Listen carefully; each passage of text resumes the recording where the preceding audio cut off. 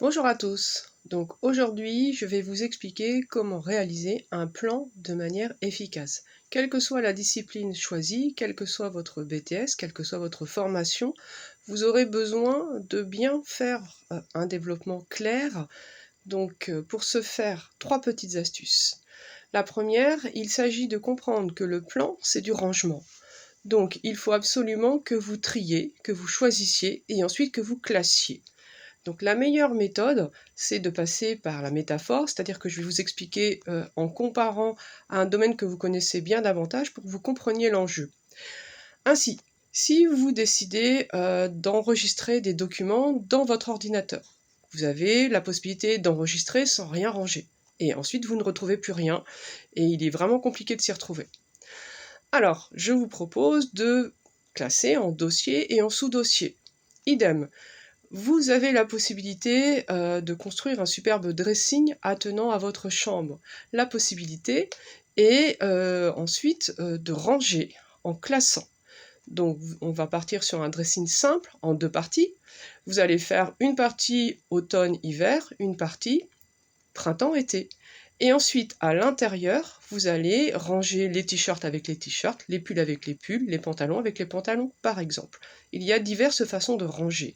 C'est ce que vous devez comprendre pour votre plan. Vous pouvez considérer que les dossiers sont des grandes parties, les sous-dossiers sont des sous-parties, si on prend l'analogie avec l'ordinateur. Vous pouvez considérer que les 2 parties du dressing sont les 2 grandes parties, voire les 3 grandes, c'est tout à fait possible. Et la façon de classer vos vêtements à l'intérieur, en répartissant en 2, à l'intérieur, vous pouvez faire des sous-étagères, des sous-catégories. Première astuce. Ensuite, lorsqu'il s'agit de choisir l'enjeu des parties, pensez à la règle des 3D. Donc si vous partez en 2 parties, il n'y aura que 2 dés. Si vous décidez de faire 3 grandes parties, ce sera la règle des 3 dés. Premier dé, je démontre la thèse.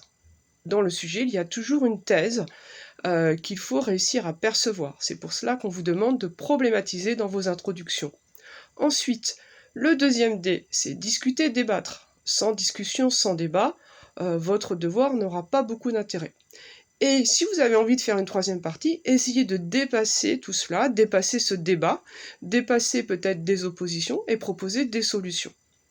Enfin, dernière astuce, qui permet de bien comprendre comment l'on peut faire des sous-parties.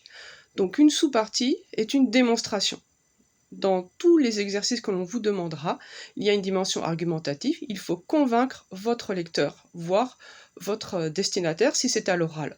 Donc, pensez bien qu'il faut un point de départ, un point d'arrivée, et qu'au milieu, il faut une explication. Nous allons prendre 2 analogies, 2 comparaisons très simples. Dans le cadre d'une enquête policière, l'enquêteur a une intuition, mais il se rend sur le terrain et il va prélever des indices, interroger des témoins. Ensuite, il va envoyer tous ces éléments au laboratoire, puisqu'on est à l'ère de la police scientifique. Les machines vont analyser chaque élément, et ensuite, on va les confronter pour trouver le coupable. Idem, dans le cadre d'une investigation scientifique, dans le cadre d'une investigation médicale. Vous allez chez le médecin, vous répondez à ces questions parce que vous avez mal là, le médecin vous ausculte, mais ça ne suffira peut-être pas. Donc vous allez devoir faire des analyses, et une batterie d'analyses. Radio, prise de sang, test urinaire, scanner, etc., etc. Ensuite, une fois que les résultats des analyses reviennent, vous êtes incapable de savoir de quoi vous souffrez. Il faut retourner chez le médecin. Eh bien, le médecin prend toutes les analyses, les confronte, et ensuite il l'interprète pour poser son diagnostic.